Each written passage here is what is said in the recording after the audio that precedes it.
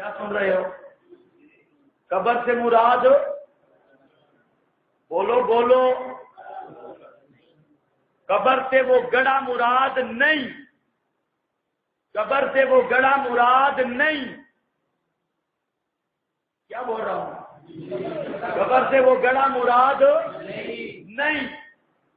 جہاں وہ ترنڈی and company وہ کہتی ہے جی علماء دیوبند کی ایسی کوئی عبارت نہیں، وہ تو کہتے ہیں کہ صرف اس گڑھے کو قبر نہیں کہتے، قبر کے معنی میں تبسو پیدا کیا ہے ڈنگور اسلام۔ اب جہاں دیکھو قبر سے وہ گڑھا مراد، عبارت کیا ہے؟ صرف گڑھا مراد نہیں یا گڑھا مراد ہی نہیں؟ قبر سے وہ گڑھا مراد نہیں جس میں مردہ کا جسم دفن کیا جاتا ہے۔ یہ ترنڈی ابلیس کو بھی بتا دینا، کہتا ہے جی اس میں صرف علماء دیوبند نے اتنا لکھا ہے نا، صرف یہ صرف یہ، وہ قبر کے مفہوم میں کیا پیش کرتی ہیں؟ وسعت یہ۔ لیکن اب ذرا علماء کی باتیں لکھ دی ہیں، یہ ایسے بے ایمان ہیں، قرآن حدیث کو بھی بگاڑتے ہیں اور اکابرین کی عبادتوں کو بھی بگاڑتے ہیں، اور صرف اپنی خواہش کے پجاری۔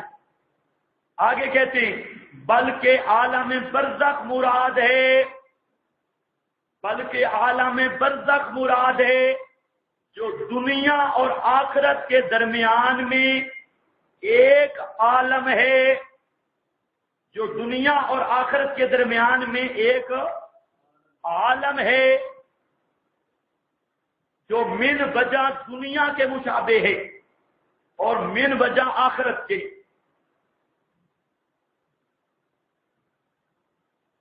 یہ صفحہ نمبر ہے 113۔ ہمارا مقصد اس عبارت سے صرف آپ کو یہ بتانا ہے کہ قبر والے مسئلہ میں اہل بدعت کی ٹکر کس کے ساتھ ہے؟ علماء دیوبند کے ساتھ، یہ ان کے مد مقابل ہے۔ اب یہ سارے فتوے جائیں گے مولا ادریس صاحب تک۔ اسی طرح یہ کتاب ہے عقائد اسلام علامہ حقانی کی، اور یہ بھی یہ گپوٹیشن ہم نہیں پڑھ رہے ڈائجسٹ رسالے، یہ عقائد کی کتابیں ہیں جن کو علماء دیوبند عقائد کہتے ہیں، اس کا مسئلہ ہے۔ یہ کسی رسالہ الخیر یا البلاغ کی عبارت نہیں ہے، یہ فرق بھی ذہن میں رکھو۔ مسئلہ عقیدے کا تو عبارت بھی کس سے آ رہی ہے؟ عقائد کی کتاب سے۔ اب یہاں پر یہ کتاب جو ہے، یار لوگوں نے تو المحند کو عقائد علماء دیوبند کہا، حالانکہ وہ نرا جھوٹ ہے۔ المحند کو عقائد علماء دیوبند کسی بزرگوں میں سے کسی نے بھی نہیں کہا۔ المحند کا معنی کسی لغت میں بھی عقیدہ نہیں بنتا، کسی بزرگ نے اسے عقائد کی کتاب ہی نہیں کہا۔ اوپر لکھتے ہیں المحند یعنی عقائد علماء دیوبند۔ مولوی صاحب سے میں نے پوچھا کہ کس لغت کا ترجمہ ہے یعنی عقائد علماء دیوبند؟ یہ المحند کا آنا یہ ہے عقائد علماء دیوبند، اس کا نام بھی عقائد ہے، اور اس پر تصدیقیں بھی آپ دیکھ لیں۔ یہ سب سے پہلی تصدیق حضرت مولانا محمد قاسم صاحب نانوتوی۔ اور بزرگوں جانتے ہو کہ نہیں جانتے؟ حضرت مولانا محمد قاسم صاحب نانوتوی یہ، اور حضرت نانوتوی نے بڑی عجیب بات لکھی، فرماتے ہیں اردو میں یہ کتاب لاجواب ہے، لاجواب میں نے اول سے آخر تک دیکھی۔ یہ کتاب میں نے اول سے آخر تک دیکھی کہ ایسی کتاب اس زبان میں دیکھی نہ سنی۔ مضمون کی خوبی مصنف کے کمال کی دلیل ہے، کیوں نہ ہو یعرف الرجال بالمقال، آدمی پہچانے جاتے ہیں بولنے سے، زیادہ لکھنا فضول ہے، دیکھنے والے خود یہ دیکھ لیں گے یہ کتاب کیسی ہے۔ یہ حضرت نانوتوی کی تقریر، اور اسی طرح مولانا حبیب الرحمان معتمم دارالعلوم دیوبند، ان کی تصدیق ہے۔ اسی طرح وہ لکھتے ہیں کہ اس کتاب کی یہ کتاب ہر مسلمان کے گھر میں رہے، ہر مسلمان کو اس کتاب کی ضرورت ہے، ہر مسلمان کے گھر میں رہے۔ یہ کتاب انہوں نے چھاپنی بھی بند کر دی تھی۔ جب ہم نے حوالے اس کے پیش کیے، ایک دن میں گیا گجرانوالہ میں جمعہ پڑھایا، اور وہاں پر ایک مولوی صاحب ہیں، وہ جس نے کتاب لکھی ہے اساس المنطق وغیرہ، اس کا نام ہے قاسم، مولوی قاسم صاحب۔ تفسیر المنطق کی شرح ہے نا بڑی، جو اس نے لکھی، موٹی تھی، آپ نہیں جانتے اس کو؟ واہ واہ، کتنا بڑا محقق عالم ہے، کافی کتابیں لکھی ہے، صوفی صاحب۔ اس کے رشتے دار تھے، ان کے بعد میں جمعہ پڑھا، نصرت العلوم کا فاضل ہے، اس سے بڑا غرور ہے کہ میرے ساتھ مولوی بات ہی بڑی کر سکتا۔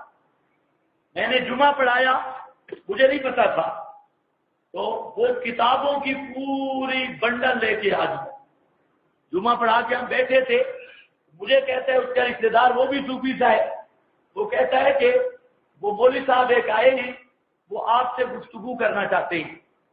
ایک مولوی صاحب آئے، اس نے بھی بتایا نہیں، ویسے تو نام سے میں جانتا تھا، وہ مولوی سرفی نابی اور مدرس بھی ہے، مصنف بھی ہے، مشہور عالم ہے، مولوی سرفراز صاحب کا شاگرد بھی ہے، نصرت العلوم کا فاضل بھی، اور وہاں مدرس بھی ہے، کتابیں بھی بڑی پڑھاتا ہے۔ تو وہاں پر وہ تشریف لے آیا، میں نے اس کو اپنے ساتھ بٹھا دیا، تو مجھے کہتا ہے قبر کے معنی پر بات کی اور حیات پر، قبر کے معنی پر۔ تو میں نے اسے کہا کہ کہتے ہیں اکابرین جو بات کریں وہ ٹھیک ہے۔ میں نے یہ کتاب اس کے سامنے رکھی، میں نے کہا یہ اکابرین کی بات ہے، اب اس کو ماننا ہے، اس کو یہودیوں کی طرح چھوڑنا نہیں، بزرگوں اس کو مانو۔ اب اس نے پہلی دفعہ یہ عبارت دیکھی تو سر چکرا گیا، پہلے دیکھی ہوئی بالکل نہیں تھی، کبھی میری طرف دیکھے، کبھی عقائد اسلام کو دیکھے، کبھی چھاپے کی طرف دیکھے۔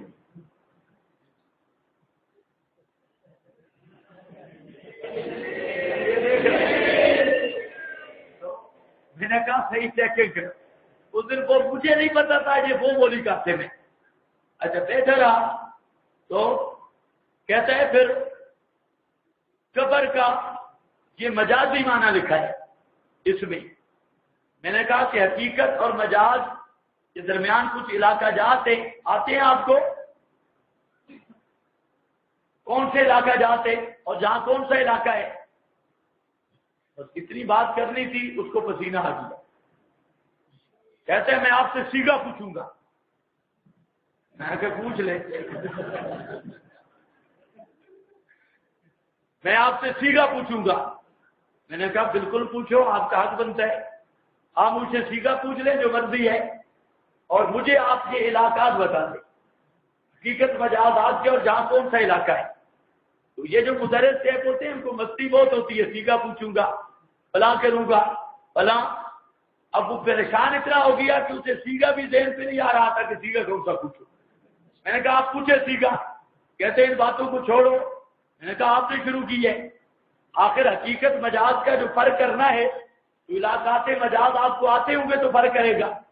اصل میں تو جان بوجھ کے تھکا ہوا تھا جمعہ، میں نے کہا ایسے جبل گلے پڑا ہے، اس کو بس دو باتوں میں ہی بند کر دوں، انہوں نے سمجھنا تو ویسے نہیں ہوتا۔ تو بہرحال گپ شپ چلی، مجھے کہتا ہے کہ میں آپ سے گفتگو نہیں کرتا، آپ مجھے مسئلہ سمجھائیں۔ میں نے کہا اب بات رہی ہے، اب آپ سمجھنے کی طرف پہ بیٹھے۔ تو بہرحال میں نے اس کو پوری بات سمجھائی، میں نے کہا یہ اختلاف ہے، یہ تین چیزوں میں عذاب و ثواب قبر کا یہ مسئلہ ہے۔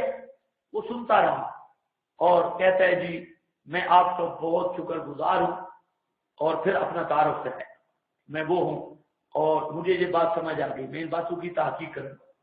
میں نے کہا بہت اچھا، میں بھی حیران ہوں گا کہ یہ وہ مولوی صاحب ہے۔ تو ویسے وہاں پر پھر اس نے کہا کہ جی یہ پہلی دفعہ چیزیں میرے سامنے ہیں، میرے ذہن میں کچھ اور باتیں تھیں۔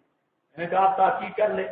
ہوا یہ کہ ہفتے کے بعد اس نے پمفلٹ شائع کیا، اور پمفلٹ میں یہ لکھا کہ مولوی خضر کے اخلاق کی وجہ سے میں ان کی ہاں میں ہاں ملاتا رہا اور وہاں ان کے پاس بیٹھا رہا، روٹی بھی کھائی، لیکن وہ مسئلہ ان کا ٹھیک نہیں تھا، مسئلہ غلط ہے، اور اخلاق کی وجہ سے میں ان کے ساتھ، یہ باقاعدہ اس نے لکھا، تو اس کا جو رشتے دار تھا اس کو میں نے کہا اس کا دماغی توازن ٹھیک نہیں، آپ اس کے جواب لکھ دیں، تو اس نے پھر بہترین جواب لکھا، میرے پاس پڑا ہے، پھر یہ نہیں بولنا، یعنی یہ لوگ ضدی ہیں، حالانکہ اس نے مسئلہ سمجھا ہے۔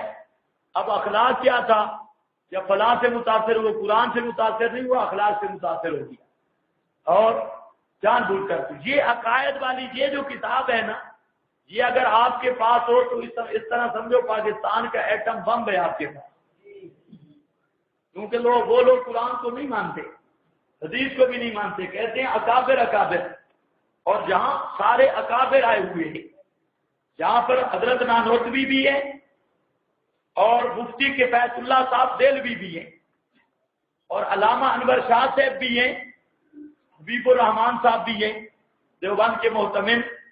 اب اس کے اندر بہت زبردست عبارتیں ہیں، ساری سنانی مقصود نہیں، یہ خرید لو، اور کتب خانے والے کو چاہیے کہ آپ کو مفت دے اگر اشاعتی ہے تو۔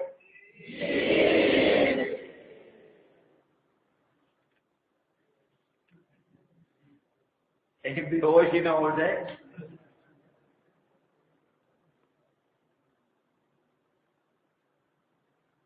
جہاں زبردست باتیں ہیں،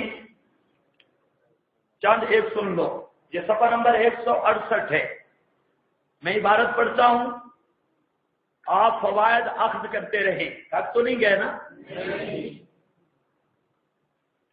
کہتے ہیں احادیث میں جزا و سزا کا مقام الجین اور سجین بھی آیا ہے کہ ملائکہ مومنین کی ارواح کو قبض کر کے جنت کے حریروں میں لپیٹ کر نہایت تعظیم و تکریم سے 7ویں آسمان تک لے جاتے ہیں، پھر وہاں سے حکم ہوتا ہے کہ الجین میں اس کو لے جاؤ، بس وہ جہاں اور مومنین کی ارواح ہیں وہاں آتا ہے، جہاں اور مومنین کی ارواح ہیں وہاں آتا ہے، وہاں کے مومنین اس سے دنیا میں اپنے اپنے اقارب کا حال دریافت کرتے ہیں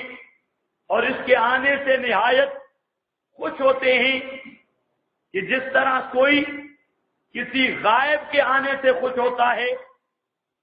احمد اور نسائی نے اس کو روایت کیا، اور شہیدوں کے لیے جنت میں رہنا بھی ثابت ہوا، اور کافر اور منافق کی روح کو فرشتے نہایت شدت کے ساتھ قبض کر کے بدبو کے ٹاٹ میں بند کرتے ہیں اور آسمان کی طرف لاتے ہیں، تو وہاں اس کے لیے آسمان کا دروازہ نہیں کھلتا، پھر حکم ہوتا ہے اسے سجین میں جہاں اور کفار کی ارواح معذب ہیں لے جاؤ، وہاں لے جا کر عذاب میں گرفتار کرتے ہیں۔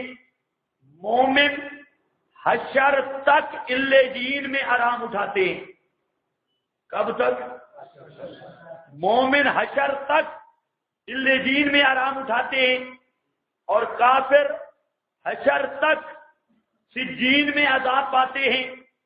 اب ذرا اگلی بات خیال سے سننی ہے، کہتا ہے کہ ان احادیث میں اور جن میں کہ قبر کے اندر ثواب و عقاب ثابت ہے، کچھ مخالفت نہیں۔ ان احادیث میں اور جن میں قبر کے اندر عذاب ثواب ثابت ہے، کچھ مخالفت نہیں۔ کیونکہ جب یہ ثابت ہوا کہ قبر سے خاص وہ گڑھا مراد نہیں کہ جس میں جسم دفن کیا جاتا ہے، کیا لفظ بول رہا ہوں، کیونکہ جب یہ ثابت ہوا کہ قبر سے خاص وہ گڑھا مراد نہیں کہ جس میں جسم دفن کیا جاتا ہے، بلکہ عالم برزخ مراد ہے۔ خواہ کوئی پانی میں غرق ہو، خواہ آگ میں جل جاوے، تو اس کی وہی قبر ہے۔ اس صورت میں الجین و سجین میں عذاب و ثواب ہونا قبر میں عذاب ثواب ہے۔ الجین اور سجین میں عذاب و ثواب ہونا قبر میں عذاب ثواب ہے۔ یہی قبر کا عذاب ثواب ہے جو الجین کا عذاب ثواب ہے۔ اس سے مراد یہی عالم برزخ اور یہی قبر ہے۔ یہ کون لکھ رہے ہیں؟ علامہ حقانی، اور تصدیق کرنے والے ہیں اکابرین اور علماء دیوبند۔ یہ اب اگر یہ عقیدہ رکھنے والا بدعتی ہے، جانوروں سے بدتر ہے، قرآن سنت کا منکر ہے، تو پھر لسٹ بنا لو۔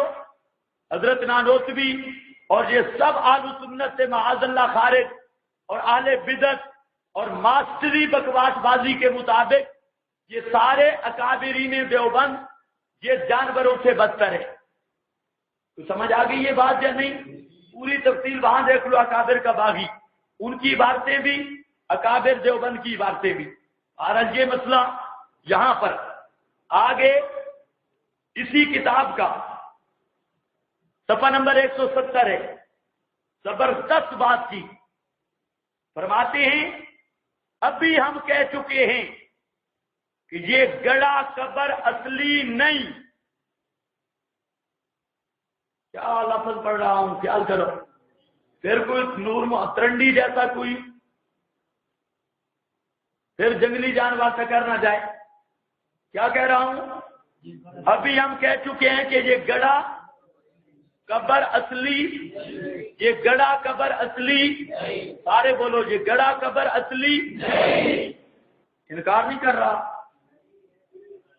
ابھی ہم کہہ چکے ہیں یہ گڑا قبر اصلی جس کو تم قبر سمجھتے ہو، او اہل بدعت واہیاتی ہو، جس کو تم قبر سمجھتے ہو، یہ علامہ حقانی ہے۔ بچیوں بچاؤ نا، شادیوں پر تو فتوے لگانے آسان ہے، اب بابے جی پہ لگاؤ۔ لوگوں کا ذہن یہ بنایا نا طالب علموں کا، وہ جی شادی اس قبر کو نہیں مانتے، ہم اس قبر کو مانتے ہیں۔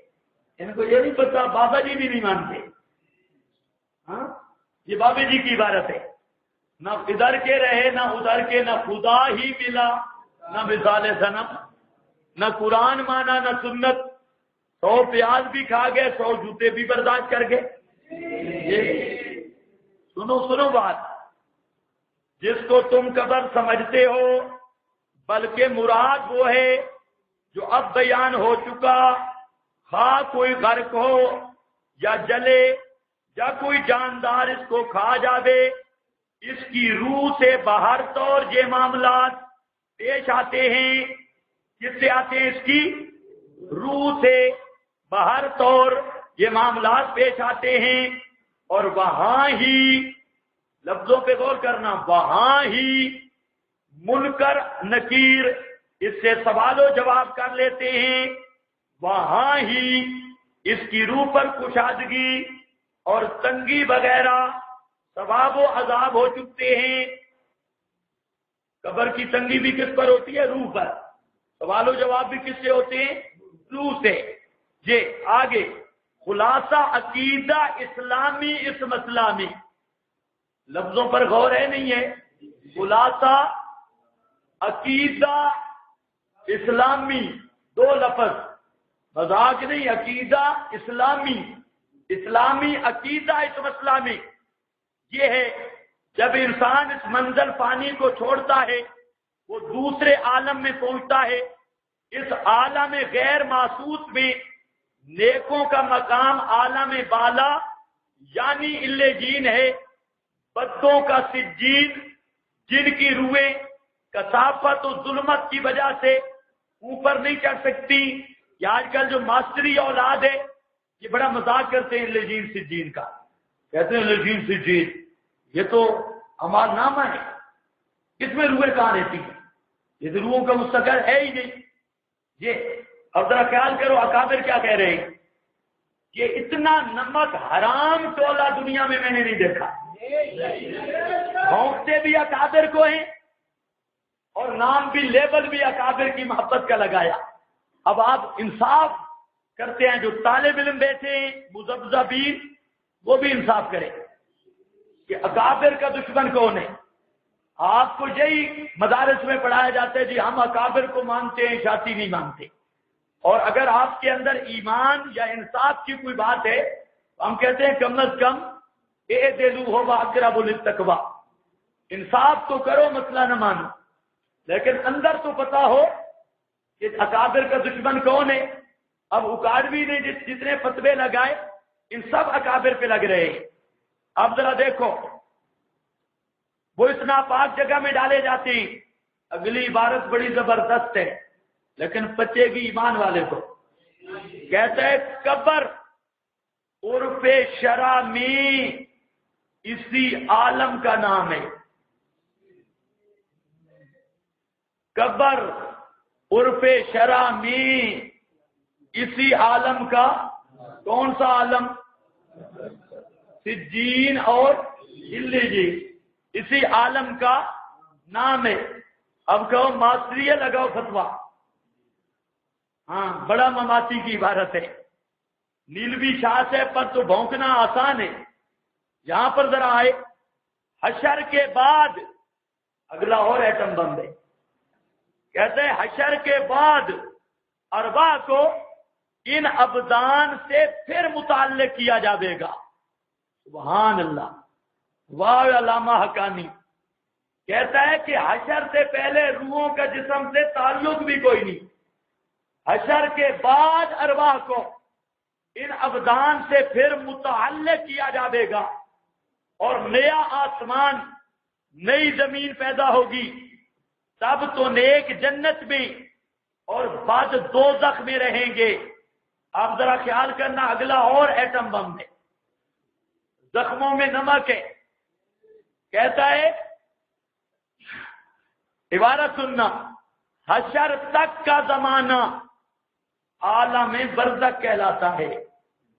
حشر تک کا زمانہ عالم اور حشر اس عالم کی کامل ترقی اور ظہور کلی ہے. اگلا اشکال واجاتیوں کا کہ کبھی کبھی اس قبر سے بھی عذاب کے آثار معلوم ہوتے ہیں. اس کا جواب بزرگ خود دے رہا ہے. اور کبھی مرنے کے بعد جسم پر بھی عذاب و ثواب کے آثار نمایاں ہو جاتے ہیں بندوں کی عبرت اور رغبت کے لیے. یہ قانون نہیں، بندوں کی عبرت اور رغبت کے لیے.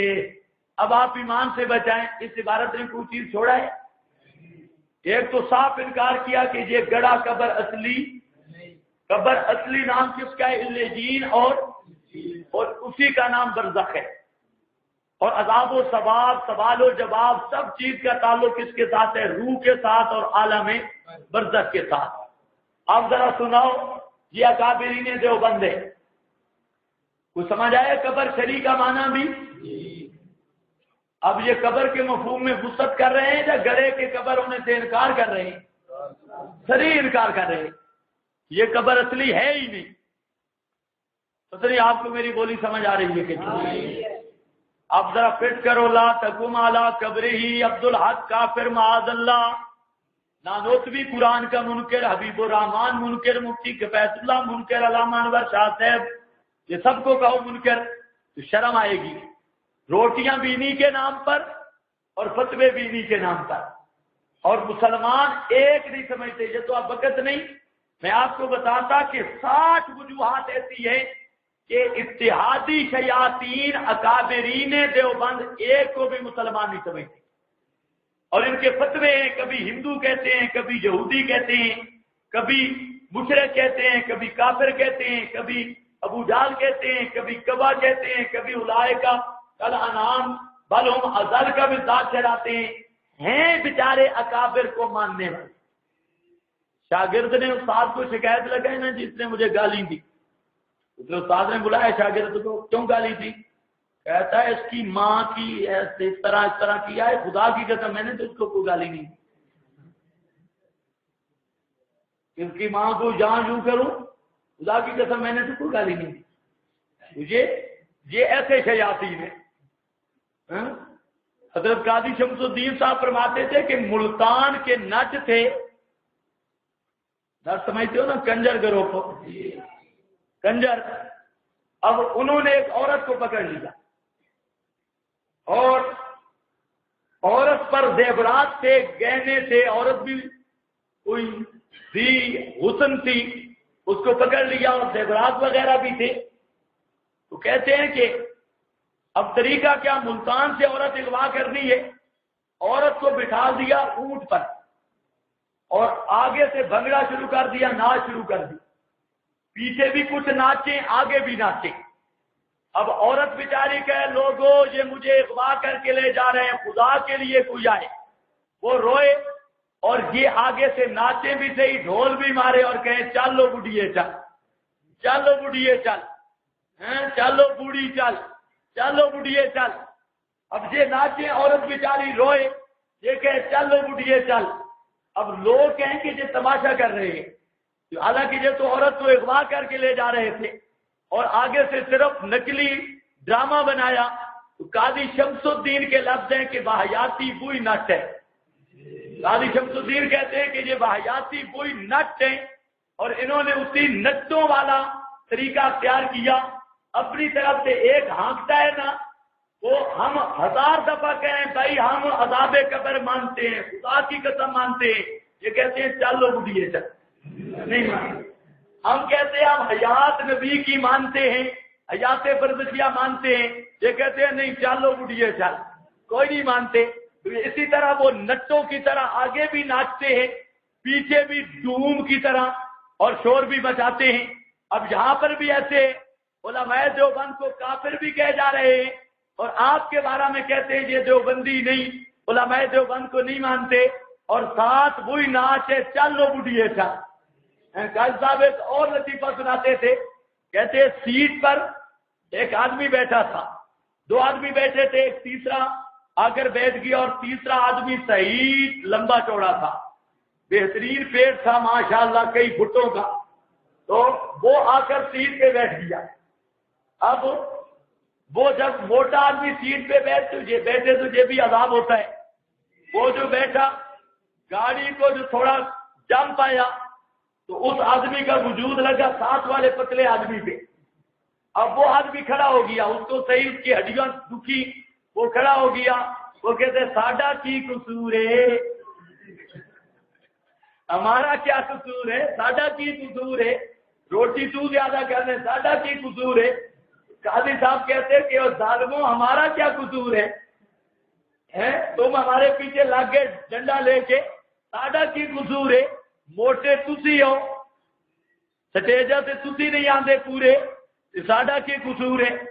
تو بہرحال قاضی صاحب کی تقریر عجیب ہوتی تھی۔ ایک دن کہنے لگے اچھا چلو یہ ایسی گپوں پر آپ صحیح جو مسئلے کا منت بھی کریں بے خدا کے لیے بولو نہیں بولتے، اور جب گپے ہوں تو ماشاءاللہ ایمان تازہ ہوتا ہے۔ ابھی تک پرانا ہے اندر سے نکلا نہیں، تو اس نے کہا مندر توڑو، اس طرح کر کے پیچھے ہٹ گیا، کہتے توڑو، اس نے کہا شاہ جی 70 سال سے اندر ہے، کلمہ تو پڑھ لیا لیکن 70 سال کے اندر یہ نکلتا اتنا آسان نہیں، اس لیے جو اندر کی بات ہے وہ نکلتی اوکھی ہے، مشکل ہے۔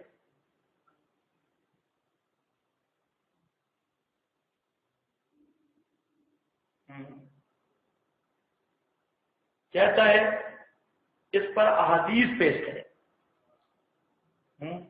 اللہ تعالیٰ بھائی اس کو ہدایت دے۔ ہم کیا کہہ رہے ہیں اور یہ کیا سمجھ رہا ہے؟ میں صرف آپ کو علماء کے نظریات بتا رہا ہوں، ابھی ہم کسی چیز کو ثابت نہیں کر رہے، میں آپ کو یہ بتا رہا ہوں کہ علماء دیوبند کیا کہتے ہیں، اور یہ دیوبند پہ ٹکڑے وصول کرنے والے کیا کہتے ہیں۔ اب علماء دیوبند کا تذکرہ ہے حدیث میں، ماسٹر اکاڑوی کا تو ہے.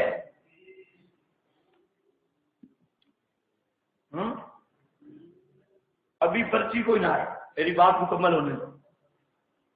اب ذرا خیال کرو تو یہ عبارت آپ کے سامنے آ گئی اور سمجھ بھی گئے آپ. اب تھوڑا سا اور سن لو. یہ عبارت 170 171 پر وہ تفصیل کے ساتھ ہے. یہ مولانا اشرف علی صاحب تھانوی ہیں. کم از کم جامعہ اشرفیہ والوں کو تو شرم کرنی چاہیے. حضرت تھانوی کے نام پہ چندے بھی لیتے ہیں اور بات بھی تھانوی کی نہیں مانتے. میں آرام سے پڑھ رہا ہوں، تعلیم کرا رہا ہوں، اور آپ سنیں.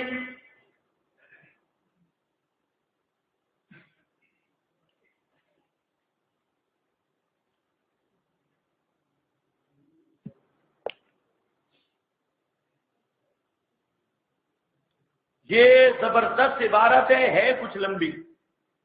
عنوان ہے عالم مثال اور عذاب و ثواب قبر کا اثبات. عالم مثال اور عذاب و ثواب قبر کا اثبات. ایک وام بھی ذرا ذہن سے نکال لو. یہ اشرف الجواب جو ہے یہ حضرت تھانوی کی مختلف کتابوں سے اقتباسات ہیں. کیا کہہ رہا ہوں؟ حضرت تھانوی کی مختلف کتب سے اقتباسات ہیں، اور اس کو ترتیب دیا ہے جناب منشی علی محمد نے، اور اس کے نگران ہے شیخ الاسلام حضرت مولانا ظفر احمد صاحب عثمانی. اور اوپر یہ بھی لکھا ہے، اس لیے کہہ رہا ہوں کہ وہ جنگ والا میراثی مجھے بھی کہہ رہا تھا کہ اشرف الجواب تھانوی کی کتاب ہی کوئی. آگے سے پھر اچھا ہماسی پھر ایسے حوالے دیتے. یہ ایک ہی، یعنی یہ لوگ سوا فراڈ اور دجل کے ان کے پاس کوئی چیز نہیں. حالانکہ یہ لکھا ہے منتخب الخطبات، حضرت تھانوی کی مختلف کتب سے یہ چیزیں جمع کی گئی ہیں، اور یہ آثار الحیات اور اس طرح کے رسائل ہیں. وہ بھی میں حوالہ بھی دے دیتا ہوں. اثر رسائل سے جو یہ مواد جمع کیا گیا ہے، یہ آثار المربع وغیرہ یہ رسائل ہیں حضرت تھانوی کے اپنے. تو فرماتے ہیں اول عالم مثال کا اس بات کرتا ہوں تو سمجھ لیجئے یہ ثابت ہے اشارات نصوص سے. اور اشارات تو میں نے احتیاطاً کہہ دیا، ورنہ وہ اشارات بمنزل صداقت کے ہیں. تو گویا بالتصریح یہ ثابت ہے کہ علاوہ شہادت یعنی دنیا کے اور عالم غیب یعنی آخرت کے، ان دونوں کے درمیان میں ایک اور بھی عالم ہے جس کو عالم مثال کہتے ہیں. حضرت تھانوی کہتے ہیں یہ نصوص سے ثابت ہے. اشارات نصوص بھی میں نے احتیاطاً کہہ دیا، ورنہ اصل نصوص سے ثابت ہے. حضرت تھانوی یہ کہتے ہیں جو من وجہ مشابہ عالم شہادت کے اور من وجہ مشابہ عالم غیب کے، یعنی وہ برزخ ہے درمیان دنیا اور آخرت کے، اور اس عالم کے ماننے سے ہزاروں اشکالات قرآن و حدیث کے حل ہو جاتے ہیں. مثلا حدیث میں ہے، اور یہ کام کی بات ہے، حدیث میں وارد ہے کہ قبر میں اس طرح سے عذاب ہوگا یا ثواب ہوگا